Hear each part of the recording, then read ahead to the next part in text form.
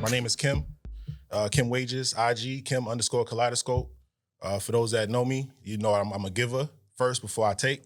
I've been in the industry for over about 7 years collectively, whether it's warehousing combined with trucking. Trucking independently is 12 years in reality. I'm an active CDL holder. I'm gonna let that be known. Because I feel like that's a very important part of the industry that's being missed.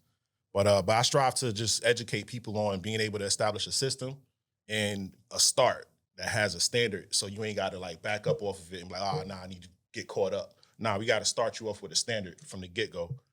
So a lot of it's just mainly just want to infuse people with the knowledge that they need to be mechanically inclined, whether they are or not. I don't need you to turn a wrench, but I need you to find something. You know what I'm saying? I want to sharpen your eyes. I want to sharpen your wit. And I know being an owner-operator of the past, I know that at some point in time, you stop lifting that hood. You know what I'm saying? And when I see people understand that and get the concept of, I don't need to check that, now it's time for us to double back and revitalize this industry with what makes it like move smoothly. Yeah. You know what I mean? Efficient. Yeah. So the first time I really came across, what you were doing, you were connecting with a lot of investors, right? Like you said, a lot of people may not know nothing about getting under the hood or really know about that part of it. How did you get into doing stuff like that, connecting with investors and helping them get there? Like you said, set them off with that solid foundation. I think it was noticing the void, man. The poison in the industry was portal. Everybody wanted to learn how to invest in trucking, but nobody really wanted to learn how to keep it running. So with that said, I saw the void. I was actively hiring drivers and actively firing drivers. So I see what an investor's going to eventually run into. And I try to catch them before they get to that point of investing. Because I'd rather what you're getting into cold-heartedly before you get blindsided by a $40,000 bill that could have been avoided just by your driver pulling over and looking at something. No doubt, no doubt. All right, well, let's get into the backstory a little bit, man. Let's talk about how you got to where you're at today. Tell me about coming up, man. Young Kim. Tell me all about it, brother. Man, young Kim was a ruthless dude, bro. They call me Kim because it was two barrels between me, man. Like I was Queens and I was Brooklyn. Being born in Queens and being raised in Brooklyn gives you a different type of cloth. You know what I mean? That the average cat can't say. You hear where Brooklyn at in the clubs, you like, are you gonna raise your hand now? What you gonna do? But you still support with pride because that's your brotherhood. Facts. So just engulfing myself in, man, I'll be 100 with you, man. My mom was a single mom at the point where we was like, we all we have. Me and my older brother, Unique, who's not here with us right now, but he's Microsoft, man. He's big business. Okay. So Unique. That's my motivation. Yeah. Okay. Yeah. Exactly how you said it. No doubt. So just being able to take from him and create my own little reality, it helped me understand like, all right, we got to stand on our own because we don't have a father figure that is amountable to what we want to envision ourselves. Yeah. You know what I mean? So we had a lot of generational curses to break. You know what I mean? A lot of first times. You know what I'm saying? Everybody want to be the first time millionaire or the first time navigator of their family or their legacy. And that's what we pushed ourselves on, man. So to help you get a clear understanding, at 9 and 11, me and my brothers 2 years apart, we took the Shahada in Brooklyn, New York, and became Muslim. Okay. At 9 and 11, bro. Yeah. That was a self-decision that we made. We didn't even consult our mom at the time because we was so gung-ho on this decision. We did it and we kept it from her in the light of this is the growth that we needed.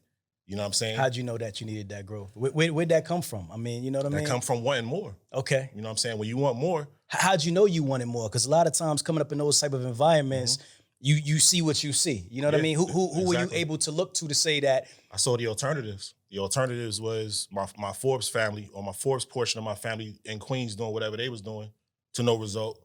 You know what I'm saying? The broken legacy of the Wages family, just not being able to bring things together as a unit.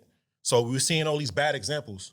When you see enough bad examples, you don't really need more. You just need enough to know that you got to get to that next chapter by any means. You know what I'm saying? So that's really what we adopted, and it's showing true indeed. So y'all did that together. So obviously y'all had a tight bond as brothers. And That's you said y'all 2 years apart? Yep. And who's older? Unique. Unique. Yeah, I'm the That's a baby real brother. Brooklyn name too, by the way. Unique. Yeah, he's Schenectady, yo. If y'all know, he out there. That's a fact. When you say Unique, I think I might know like 3 or 4 that's a other fact. Uniques. You know That's what a I'm saying? All right, so continue, man. Continue the story. So once we indoctrinated ourselves in the Muslim likeness, it gave us a standard of being, and then we just added on to it.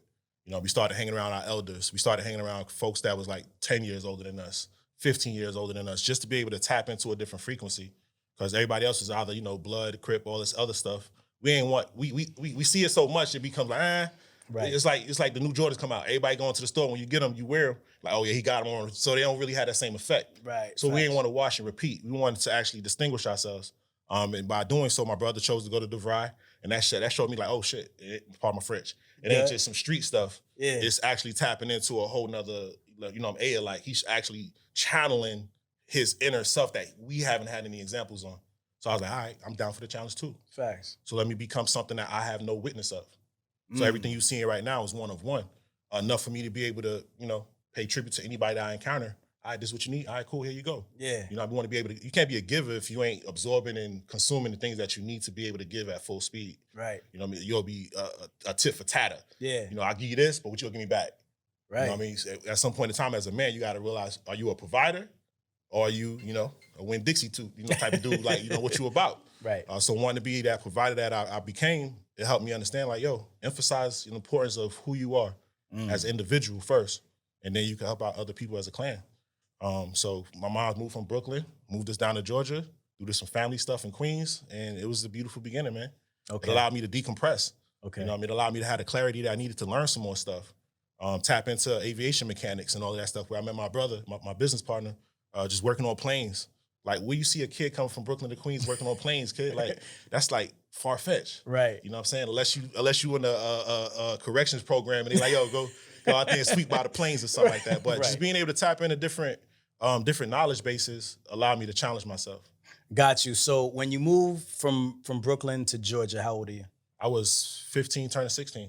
15, turning 16. All right. So you're still in high school. I was still in high school, Berkmar High School. Okay. East cool. Side Jody. Cool. So you graduate high school, and what happens next? Graduate high school, and my Dukes hit me with that pressure. Like, yo, what you doing, boy? And I was like, yo, I got options. You know, you doing the illegal stuff, you doing the legal stuff. What you gonna do? Was you still Kim at this time? Yeah, I was. Okay. I was very an accurate legend, bro. That's very disrespectful in the A. You already know. All over East Side, Gwinnett, yo. So man, she hit me with a tough question, and at the time she was like, what you gonna do?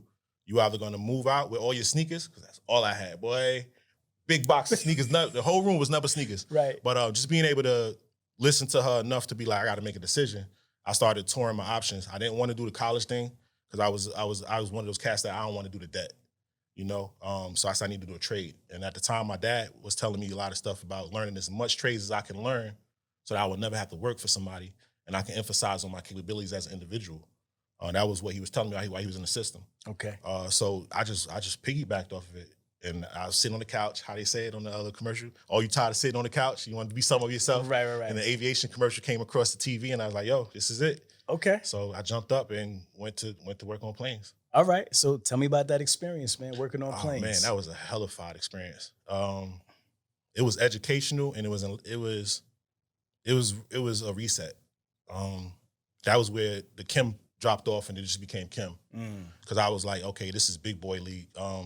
I'm touching things that comes with a high amount of accountability. If you're the last person that signed off on the plane, and that plane goes down, they coming back to you, and they're gonna mess up your day for like 60 days straight. They're gonna what they call them, the aircraft inspection. FAA is gonna inspect you to the point where you have nothing left. Wow. And you may not have been the person that messed up that last boat, but knowing you had that much liability attached to just your endeavor, I was like, I can't do that. Right. So I literally got to the last portion. I got my ailerons, and I was ready to take the test for my power plant, and I got hit with so much anxiety and the overwhelmingness. I was just like, I can't do this. I was the first thing and the last thing I ever quit. So you were actually inspecting the planes to be able to do what? To take off. To take off. Inspecting and working on them. We was putting them together. That's huge pressure. Like, for a 19-year-old, I always wondered about who those guys were, because they're like the most important guys. Guys in the monkey suits, yo. Yeah. Guys in the monkey suits. Yeah.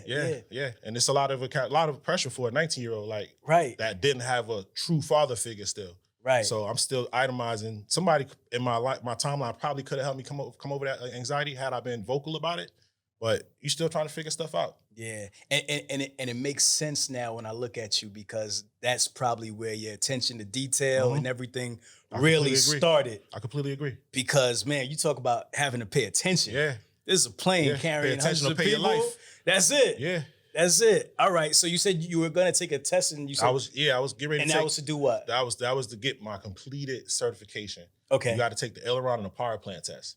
I already passed the aileron part. That's like the fuselage and working on the components of the not anything but the engine. Okay. I was getting ready to take the power plant, and a plane, man, a 2-seater Cessna came and landed right after we was coming from break. And that plane landed, and then it stopped at the end of the tarmac, and it bottomed out. I remember it like it was yesterday. It bottomed out, and when I saw it, I was like, yo, that ain't supposed to do that. Next thing I know, we see a whole bunch of police and a whole bunch of fire department, everybody coming to the Briscoe field. That's where it was at in Lawrenceville. And next thing I know, I see the guy in the monkey suit getting hauled off in his handcuffs. And I'm like, dang. And I'm wearing a monkey suit too, and at the time, get ready to go take a test. So I'm like, wait, what's he going to jail for? And then so I got to inquiring and asking the instructors, like, yo, he was, the last guy that inspected and the last person that certified that plane to take off a flight. So they literally interrupted his whole day and his whole reality just in that one moment. I was like, damn, am I ready for that? And if you've never been in the back of a police car, you never been in a prison or in a jail and none of that, you ain't trying to see that. Facts. You know what I'm saying? So as much bull crap I might have been in my childhood, I never seen the back of a police car or a prison. And that right there was like, I don't know if I want to start now. Right. If you twisted, confused, or stuck about trucks, don't be dumb. This is the place to come. Truck and hustle. Let's go.